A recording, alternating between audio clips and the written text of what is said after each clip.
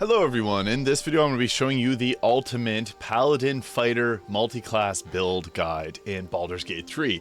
Now this is a bit of an unconventional pairing of classes. Most people, like myself, prefer to pair the Paladin with like a Warlock or Sorcerer to take advantage of the charisma, but the Paladin also uses strength, and I'm going to get into this build as it can be quite powerful even if it's not as good as what I think of the Paladin and Warlock. So for the first level, we're going to be picking the Paladin. I think Oath of Vengeance is the best to pair alongside a fighter, so we're going to go with that. Gives you Inquisitor's Might and the Oath of Vengeance tenets. For abilities, this is really up to where you're at the game. For me, I have the Giant Hill Giant Gauntlets here, which gives you 23 strength, so I'm going to be dumping strength. But if you don't have those, I would recommend having your strength pretty high because it's going to be their main attacking function. So until you get those, which is in later in Act 3, I would focus on strength, but I'm going to, for the purposes of this video, go with 0 strength here. Dexterity is nice for a hit chance. Constitution is also great to give you a bit of extra health, so we're going to go with that increase there. It's best to leave things on even numbers, as that's the way that D&D rules go, so really going with either that or that. But charisma is quite important for this class as well, as it's going to be for our spells. So I think something along the lines of this, either substituting dexterity or constitution. I'm going to leave the dexterity at 16.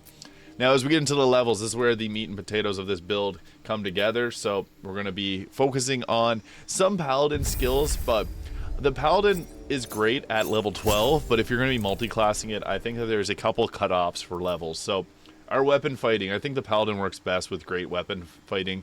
The Baldur Greatsword is a great Act 3 weapon you can go with, so we're going to go with that. But the other 3 choices are really up to you, if you find that that's what you want. For our skills, I don't think Bless is worth taking, because you're likely going to have a Cleric or someone else with Bless on your team, so that can be their function. I think it's better for the Paladin to focus on other things. Searing Smite's not a bad one to have. I like to have Wrathful Smite, to have Psychic Fire damage. Cure Wounds is nice, just in the action economy is not best to be healing, but it's nice to have a backup if you have nothing else. Compel Duel and Command are great choices as well. Compel Duel makes it so that they have to focus on you. I am going to take Thunderous Smite to give a bit of thunder damage there, as there's some enemies that are weak to it. So that's that for level 2 Paladin. As we get into level 3, this is where things get a little bit more intensive. We can take another skill here, so Shield of Faith, or you can just go with the Compelled Duel. I prefer Compelled Duel. Shield of Faith just increases your armor class by 2, which can be useful if you have no one else using that, but it does take a concentration. Heroism is another concentration that's decent for Paladin, but I think that this is kind of what works best. Compelled Duel is a nice concentration to have, as it makes the enemy target you if you're the kind of the defensive buff on your team. Paladins typically are kind of more of a defensive class. Everyone is DPS though in Baldur's Gate. Like every class is supposed to do damage, even a Cleric. So as far as our spells go for level 3, we can take the Shield of Faith. It really just depends on what you think works best for your team. Divine Favor is another nice one because it gives you a plus 1 to 4 radiant damage, which is nice. But we get our feat. Now this is important because it really defines our build. So you can go ability improvement. This is kind of the best feat if you don't know what to pick, and bump your charisma up. You like to have these on even numbers though, so charisma would be 18 and then maybe constitution for a bit more health. But for myself, I think that taking something like Polearm Master, if you're going to be using a glaive, halberd, or quarterstaff, as well as the Savage Attacker is a great one. When using melee attacks, you roll your damage dice twice, so it's just going to straight up just make your damage even higher. Sentinel is another great one. I think it works great for this, as it gives us vengeance. When an enemy within melee range attacks an ally, you can use a reaction to make a weapon attack. So this is nice. If you're kind of up in the front lines with someone else nearby, you can protect them a bit, which is really nice. Sentinel Snare, when you hit a creature with an opportunity attack, it can no longer move for the rest of its turn. So again, as your front line, this is a fantastic feat to have. And then class features, you have an advantage on opportunity attack. So 3 great things, and then we can add in our Polearm Master as well. So I think that this is kind of the best way to go about doing this, is as long as you're using like a 2-handed weapon. I think that that's most powerful, as you get a lot of usage out of it, especially being on the front line as a paladin fighter. So next, as we go into level 5, this is where the paladin really caps off. I would say its effectiveness. So you get that extra attack. You get 2 attacks here now. You get level 2 spell slots, so you can start to use some more spells. In terms of level 2 spell slots, I like Branding Smite, as it prevents enemies from turning invisible. And then you can take Aid. It gives your max 5 extra health points. or magic weapon, or you can keep with Shield of Faith. This is entirely up to you what you want to use your concentration on. I just like to have all the different types of smites as they're pretty effective. But there it is for level 5. You can dip in a couple levels of Sorcerer or Warlock as well, but this is where we're going to be getting into. I have the difficulties set here. Gotta change that. This is on another save file from earlier. You can only upgrade it on, or you can only multi-class on higher difficulty levels, so excuse me for that. I remember being at this location, I was stuck. Level 6, you get the Aura of Protection, but I think it's best to go, I would say, Warlock, Sorcerer. Even Bard is a nice companion to the Paladin, but we're going to go Fighter, because this is just a different build. 2-weapon fighting, no. Defense can be a nice one to add as your fighting style. Archery, if you're someone that wants to use weapons from a range. Or protection. Yeah, I would go with defense, +1 to armor class while wearing armor. We're obviously going to be wearing armor, so this just gives us a nice +1 to our defense. And it gives us the second wind, which is a nice heal to have as a bonus action, especially if we're in the front lines taking a lot of damage. Now, level 2 fighters, when things get a little bit spicy, we get the action surge here, which allows us to do 4 attacks in one turn. So that could potentially be 4 smites, which is just crazy as far as damage output goes. So not much else to select there. We're just going to roll with that. Then we get into fighter level 3.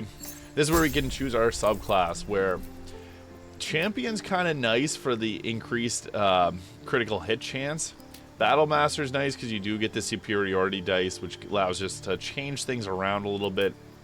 Eldritch nice, just it adds a couple spells to our fighter, which can be somewhat useful, but I find that smites are kind of the best spell, so we're not really going to be focusing too much on Eldritch Knight. So you really have 2 choices what you prefer. So champion can give you increased critical hit chance, and as we get further down, that's going to be really nice. I like Battle Master, though. It gives you the superiority dice, and then you get to choose a few of these here.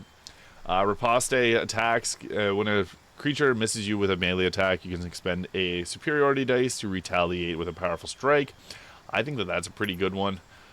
Sweeping attack gives you a area of effect attack, which can be nice. Trip attack.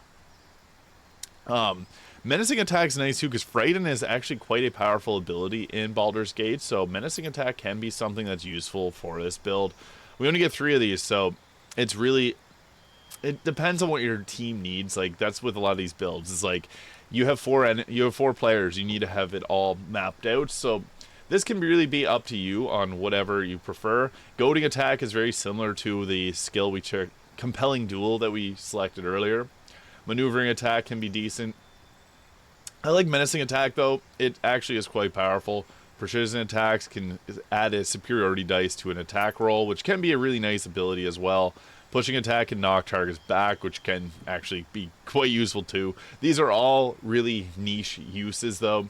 Sweeping attack's nice for just the added range, and Rally gives extra 8 health points, which can be useful. Commander Strike will tell an ally to use a reaction to make a weapon attack. They all have their uses, but I think that these 3 are kind of my favorites for this build in particular. Now we're going to go into level 4 fighter, and total level 5 we get our next feat. So as we said earlier, we chose Sentinel, so this next one is only if we're using a polearm or a halberd. This is kind of a useful attack because it gives you that bonus action attack alongside it, and an opportunity attack when a target comes in range. Alongside the Sentinel, which stops them in their tracks, this can actually be really useful if you're up in the front lines. It's, again, dependent on your build, so I'm going to take it personally for this build, which is nice. You can get an extra attack there, but the ability to stop an enemy as it's coming towards you is really powerful, especially as a frontline fighter, as a fighter paladin. Now we're getting into level 5 fighter. This is where the class gets the extra attack, although this does not stack. What's nice is the Warlock's extra attack does stack with this, so I have a build guide on a Paladin Warlock, which I think is actually a really powerful build. But we're going to go with that there. Nothing really to select there. As we get to level 6, I think we do get more maneuvers. Or we get an extra feat here, so this is the 3rd feat. This is, again, filling out the holes in whatever build you have, so you can go with that for extra strength.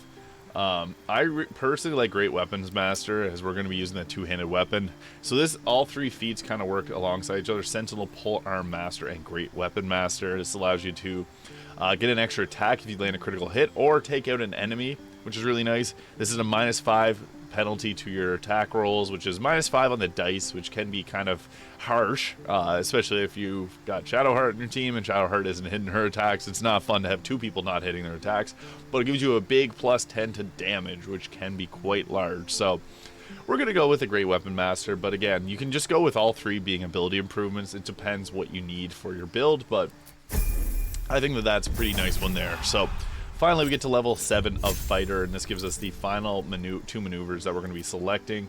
So sweeping attack can give you a nice area of effect, especially if you're using a halberd. I like that one, but also it's nice to have some something to kind of give you utility, I guess I would say. You can evade attacks by imposing disadvantage on melee attackers for you for a round. I'm going to go with Commander Strike, because that can be quite powerful, but there it is. This is quite a powerful build in Baldur's Gate 3. I'm just going to go into the equipment right quickly to show you what I think is a pretty good weapon for using. So Sword of Chaos is typically what I use. You can get the Sword of the Astral Plane pretty early on, but I personally think that with this setup itself, where's the weapon? We're going to be going with an halberd, obviously. The Hellbeard halberd gives you extra poison damage, which can be nice. But I like this one here, the Halberd of Vigilance, which gives Sentinel Weapon get a +1 to initiative and advantage on perception ability checks, which is nice to have, especially as you're going to be in the front lines. You want that extra perception. And when you make an attack roll as a reaction, you make it with advantage, which we already kind of got. I'm taking that from Warlock, but yeah, that is quite a powerful build. We got 21 armor class. I'm not even min-maxing it too much with this. And yeah, as I said, the Paladin isn't the most effective alongside a fighter, but this is a fun build. If you're finding the game not too difficult, you can go with something like this, and it's quite good. At level 12, we got 100 health, so that's pretty nice. And there it is, Fighter Paladin build guide in Baldur's Gate 3. I hope you found this video useful, and if you did, please hit the subscribe button below. Really appreciate it, and let me know what kind of content you'd like to see next. I'll see you guys all in the next video.